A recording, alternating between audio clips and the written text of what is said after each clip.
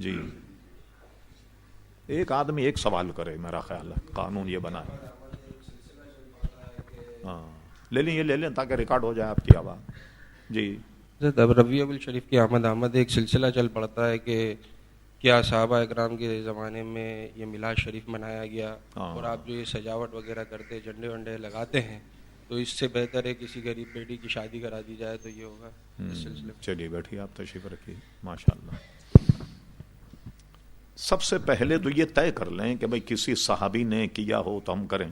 ایک اصول طے کر لیں کہ ہم وہی کام کریں گے جو کسی صحابی نے کیا، باقی سب چھوڑ دیں گے. تو کتنے کام رہ جائیں گے دنیا کے؟ بتائیے مجھے. صحیح. تو پہلے کیا ہوا، جب تبلیغی جماعت میدان میں آئی نا، تو ان کے یہاں پنکھے نہیں تھے مکہ مسجد میں. کیوں جی؟ حضور کے زمانے میں پنکھے نہیں تھے. اچھا، وضو خانے میں ٹونٹیاں نہیں تھیں، لوٹے سے وضو کرتے تھے. کیا ہوا جی کہ حضور کے زمانے میں جناب لوٹے ہوتے تھے، ٹونٹیاں نہیں ہوتی تھی. ٹھیک ہے، تو پھر آپ یہ ہوائی جہاز میں سفر کیوں کرتے ہیں؟ گدھا گاڑی میں گدھے پہ بیٹھ کر کے سفر کریں یا خچر پر سفر کریں. آخر ترقی ہو رہی ہے تو اس کے اعتبار سے یہ معاملات ہو رہے ہیں. نہیں، میں ایک صاحب کا نام نہیں لیتا، وہ کسی دعوت میں گئے تو اس زمانے میں ٹیبل کرسی پر کھانا معیوب تھا، انگریز کھاتے تھے. وہ بزرگ ان پہ گرم ہو گئے، کہنے نیچے دسترخوان. اچھی بات تھی، نیچے دسترخوان بچھایا انہوں نے، کھا لی. کلی انگریزوں کی طریقے سے تم کھا رہے ہو. سب انہوں نے ذرا ڈانٹ ڈپٹ کی. جب پیر صاحب نے کھانا وانا کھا لیا تو میزبان بچھاؤ بڑا شریر تھا، اس نے کیا کہ ایک طرف تو رکھی کار اور دوسری طرف رکھا گدھا. کہنے لگے حضرت صاحب اب دیکھیے یہ تو ہے انگریز کا بچہ، اور یہ سواری حضور علیہ السلام کے زمانے کی، تو کون سی پسند کریں گے آپ؟ ظاہر ہے کہ پیر صاحب کار میں ہی گئے نا بیٹھ کر، گدھے پہ تو نہیں گئے بیٹھ کر. تو کچھ ہوتے ہیں شعار، ہم اس کو پہلے بیان کر چکے. کچھ شعار ہوتے ہیں مذہبی اور کچھ ہوتے ہیں قومی. جو مذہبی شعار ہے وہ نہیں بدلتا، قومی شعار بدل جاتا. جیسے پتلون کا پہننا، جس زمانے میں انگریز آیا اس زمانے میں سوائے انگریز کے کوئی پتلون نہیں پہنتا، وہ اس کی علامت تھی. اس وقت علماء اس کو حرام کہتے تھے. لیکن جب پتلون کا رواج عام ہو گیا، جیسے مثلا پورا ترکی مسلم ملک ہے، سارے پتلون پہننے لگ گئے، قومی لباس ہی ان کا پتلون ہو گیا. ہمارے یہاں بھی سب پتلون پہننے لگ گئے. تو آج کوئی آدمی پتلون پہن کر جا رہا، ہم نہیں کہیں گے نا یہودی جا رہا یا عیسائی جا رہا. تو حکم بدل گیا. اس لیے مولانا مفتی محمد وقار الدین صاحب رحمۃ اللہ تعالی علیہ نے وقار الفتاوی میں پتلون پہن کر نماز پڑھنے کو جائز قرار دیا. اور بس ایسی ہو کہ آدمی کو رکوع سجود میں کوئی تکلیف نہ ہو. اب ایسی بھی نہ ہو کہ مجھ جیسا آدمی یہ سوچنے لگے کہ اس میں گھسا کیسے ہوگا، اتنا چست نہ بیٹھ سکے آدمی، نہ ادھر ادھر ہو سکے. تو ایسا بھی نہیں ہونا چاہیے. ٹھیک، تو آپ یہ طے کر لیں کہ جو کام حضور نے کیا ہے نا وہی کریں گے، باقی نہیں کریں گے. کچھ رہ جائے گا دین میں؟ کچھ نہیں رہ جائے گا. کیا ہوگا؟ اس کا اصول سنیے. کیا اصول اس کا؟ یہ ہے، یہ دو حدیثیں، ایک ہے حضرت ابو موسیٰ اشعری رضی اللہ عنہ، اور ایک ہے حدیث حضرت معاذ ابن جبل. اس کی بنیاد حضور علیہ السلام نے، یہ دونوں یمن کے قاضی تھے، اور دونوں حدیثوں کا مضمون تقریباً ایک ہے. وہ یہ ہے کہ حضرت ابو موسیٰ اشعری کو جب حضور نے قاضی بنایا، ان سے پوچھا فیصلے کیسے کرو گے؟ انہوں نے کہا پہلے میں قرآن مجید میں دیکھوں گا. خود حضور فرماتے اگر قرآن مجید میں وہ قضیہ نہ ہو تو فیصلے کیسے کرو؟ فرمایا پھر حدیث رسول دیکھوں گا. ٹھیک، اس کا مطلب حدیث سے یہ پتا چلا کہ بے شمار مسائل بظاہر قرآن میں نہیں، وہ حضور کی سنت میں. فرمایا اچھا اگر حدیث میں بھی نہ ملے مسئلہ تو کیا کرو گے؟ تو حضور علیہ السلام نے جب یہ سوال کیا تو انہوں نے کہا میں قرآن حدیث کو سامنے رکھ کر اپنی رائے قائم کروں گا جو قرآن حدیث سے قریب تر ہو. تو حضور علیہ السلام بالکل تم نے ٹھیک کہا، اور فرمایا کہ یہ اللہ کی مہربانی کہ اس نے میری امت میں ایسے افراد پیدا فرما دیے. اسی کو تفقہ کہتے ہیں، سمجھے؟ اسی کو فقہ کہا جاتا ہے کہ قرآن حدیث کو سامنے رکھ کر جو درپیش مسائل ہیں ان کا جواب جو ہے وہ دیا جائے. تو یہ اگر اصول بنا لیں کہ جو صرف قرآن مجید کے فرقہ ہے نا ایسا جو قرآن میں بس اس کے علاوہ ہم نہیں مانیں، تو کتے کا گوشت حرام قرآن میں کہاں ہے؟ کیا خیال ہے؟ بلی، چوہا، بندر یہ حرام ہے کہیں قرآن مجید؟ ایک اصول بیان کر دیا اتنا شاندار. ہم نے جو اپنا حبیب بھیجا ہے نا تمہارے پاس، یہ طیب چیزوں کو تم پہ حلال کرتا ہے، اور گندی چیزوں کو تم پہ حرام کرتا ہے.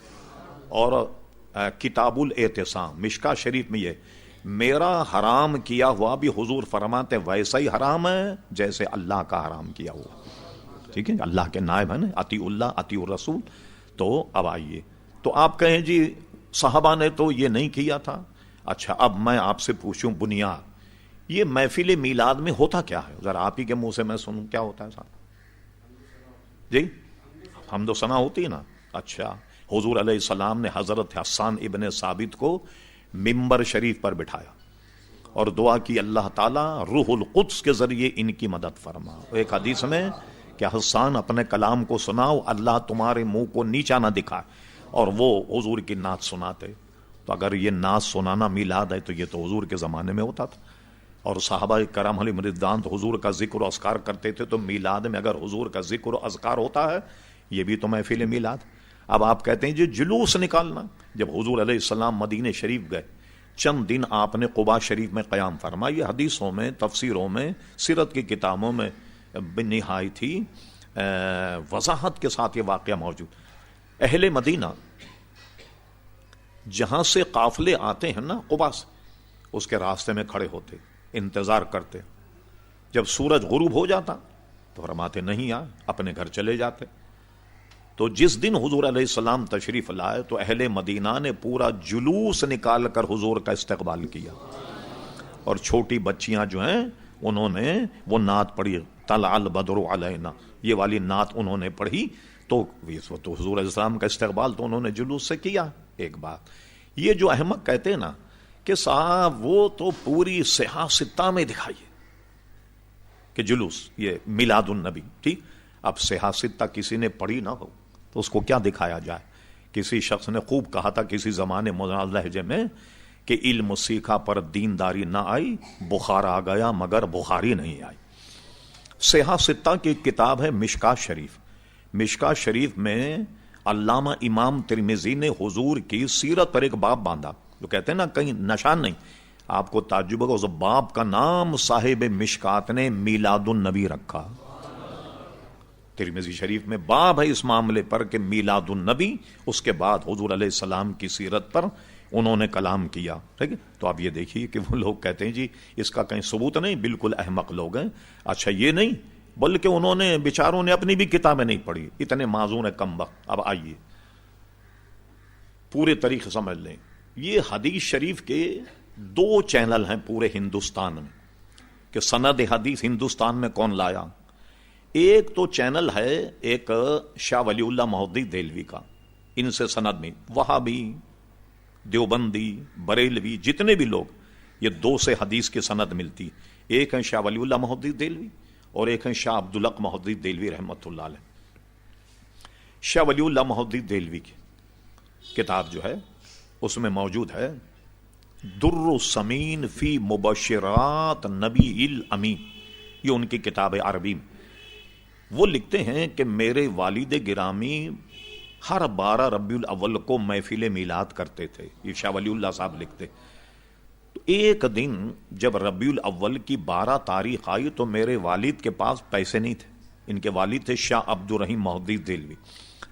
تو جیب میں ہاتھ ڈالا تو چند ٹکے ملے. اس زمانے میں ٹکے چلتے تھے, اس میں بھی کچھ نہ کچھ مل جاتا تھا ٹکوں میں.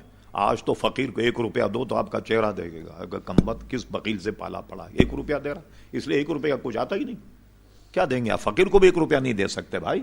تو چند ٹکوں کے چنے منگا لی, چنے کا ڈھیر سامنے رکھا, محفل میلاد ہوا اور یہ چنے حاضری میں تقسیم کر دیے گئے. ٹھیک, جن سے سارے علماء دیوبند کی سند ملتی ہے. شاہ ولی, کتاب بھی میرے پاس موجود ہے. شاہ ولی اللہ صاحب لکھتے میں نے اپنے والد سے سنا اسی رات حضور علیہ السلام کی زیارت ہوئی اور وہ چنے کی ڈھیری حضور کے سامنے رکھی ہوئی تھی اور آپ اس پر تحسین فرما رہے تھے, آپ اس پہ خوشی کا اظہار فرما رہے تھے.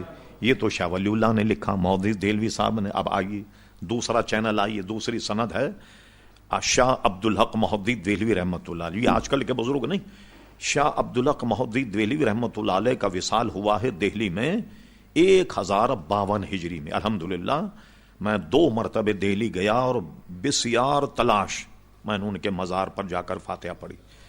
افسوس تو مجھے یہ ہوا کہ اتنا بڑا محدث اور اس کے سارے کارناموں کو لوگوں نے فراموش کر دیا. پوری دہلی میں اچھے بھلے دیندار آدمی سے میں پوچھ رہا ہوں شاہ عبدالحق مہدی دہلی کا مزار کہاں ہے, تو کسی کو پتا نہیں, کسی کو پتا نہیں.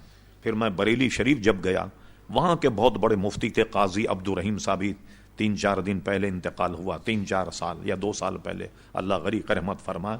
پورے ہندوستان کے بہت بڑے مفتی, میں ان کے پاس جب گیا تو ان سے میں نے پوچھا, پھر انہوں نے مجھے پورا بتایا. پھر جب میں دہلی گیا تو میں مہرولی کو طے کر کے شمسی تالاب میں پانی نہیں ہے, شمسی تالاب کو عبور کرنے کے بعد جنگل میں شاہ عبدالحق مہدی دہلوی کا مزار. شمسی تالاب کی دہلی میں ایک تاریخی حیثیت یہ ہے, کسی اہل دل کسی بزرگ نے اس شمسی تالاب پر خواب میں حضور علیہ السلام کو وضو کرتے ہوئے دیکھا تھا, اس لیے اس کی تاریخی حیثیت ہے. شمسی تالاب کو عبور کر کے گئے تو جب دیکھا تو افسوس ہوا کہ گرد و غبار ہے. کسی زمانے میں عالیشان مقبرہ تھا, لیکن اس کے بعد وہ منہدم ہو گیا, دیواریں بھی پختہ نہیں.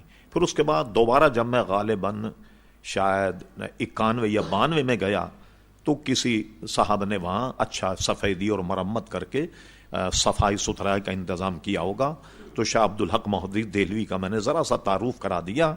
ان کی کتاب ہے اخبار الاخیار. کہتے نا جادو وہ جو سر چڑھ کے بولے, ورنہ جادو کیا. اخبار الاخیار فارسی زبان میں ہے اور اس کو چھاپا ہے مدینہ پبلشنگ, جو ایم اے جینا روڈ پہ اب بھی موجود ہے. مدینہ پبلشنگ نے اس کو چھاپا اور اس کا ترجمہ کیا ہے 2 مشہور وہابی مولویوں نے. ایک کا نام ہے مولوی محمد فاضل اور دوسرے کا نام ہے مولوی مفتی عاشق الہی بلند شہری. ان دونوں نے اس کا ترجمہ کیا اخبار الاخیار. یہ مدینہ پبلشنگ سے چھپی. اس کا صفحہ نمبر 624 پر یہ عبارت موجود ہے. شاہ عبدالحق مہدی دہلوی نے جو جن جگہ گئے بڑا کمال کیا, سارے بزرگوں کے واقعات لکھے. اگر 4 سطر میں واقعات ملے تو 4 سطر ہی لکھ دیا فلاں بزرگ اس میں پیدا ہوئے, اتنے سن میں ان کی وفات ہوئی. سب پر جہاں گئے, جس میں لاہور کے, ملتان کے, دہلی کے, جہاں بھی آپ گئے, پورا ذخیرہ ہے ایک اخبار الاخیار. آخری میں انہوں نے اپنے حالات بھی لکھے کہ میں عبدالحق کون ہوں, میرے والد کا نام سیف الرحمان ہے, ہم ترکی نسل ہیں, بخارا سے ہندوستان میں منتقل ہوئے اور یہاں جب میں پڑھتا تھا تو سب اپنے واقعات لکھے کہ سبق میں اتنا منہمک رہتا تھا, جھکا کر کے جب پڑھتا تو کئی دفعے چراغ سے میرے بال جل گئے, آگ لگ گئی میرے سر میں وغیرہ.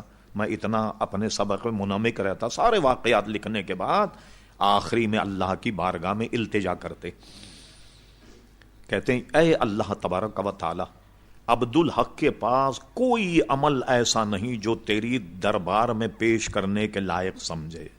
یہ ان کی عاجزی ہے, کوئی عمل ایسا نہیں, اس لیے کہ ہر عمل میں فساد نیت رہا. یہ ان کی عاجزی انکساری. مگر ایک عمل میرا ایسا ہے جو یقیناً تیری بارگاہ میں قبول ہوگا, وہ کبھی بھی رد نہیں ہوگا.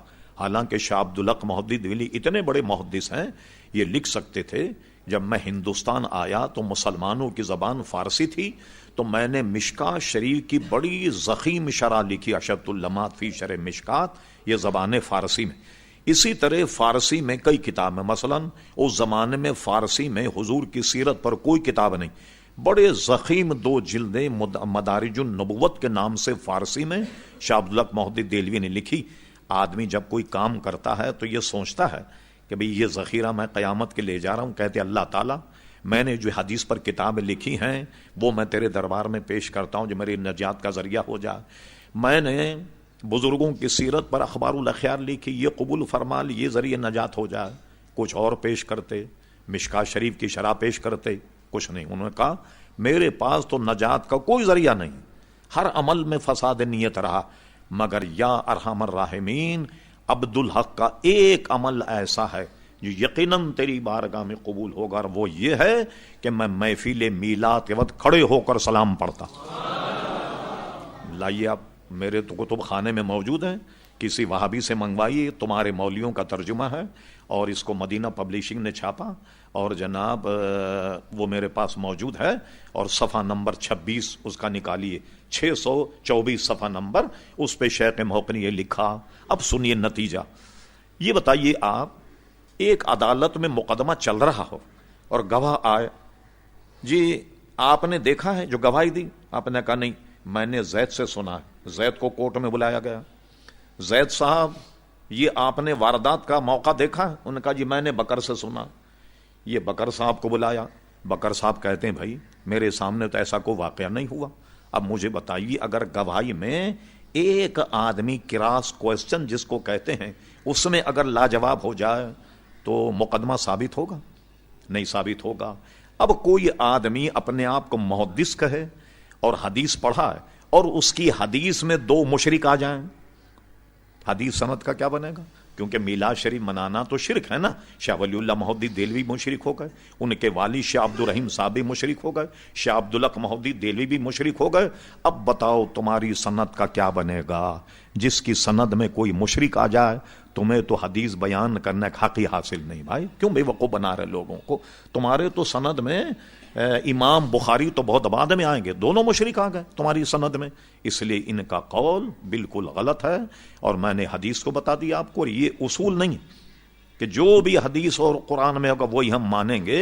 یہ دوسرے لوگوں کا کہنا شافعی، حنفی، مالکی، جس میں پوری دنیا ان کی پیروی کرتی ہے، تو ہمارے یہاں ہمارے امام کا قول ہم لیں گے، یعنی کہ قرآن و حدیث سے ہم اس کا استثناء ہو گیا، نہیں، ہم یہ جانتے ہیں کہ قرآن حدیث کو ہمارے امام ہم سے زیادہ جانتے تھے، ٹھیک ہے؟ تو یہ حضرات جو ہیں یہ جو کچھ کہیں گے وہ اصل میں دین ہے۔ اس لیے ہمارے یہاں شریعت کا ماخذ کیا ہے؟ قرآن، سنت، اجماع امت اور قیاس، یہ 4 چیزیں ہیں جس سے دین کا کوئی مسئلہ ثابت ہوتا ہے۔ جی نا، کوئی ایک آدھ سوال اور کر لیں۔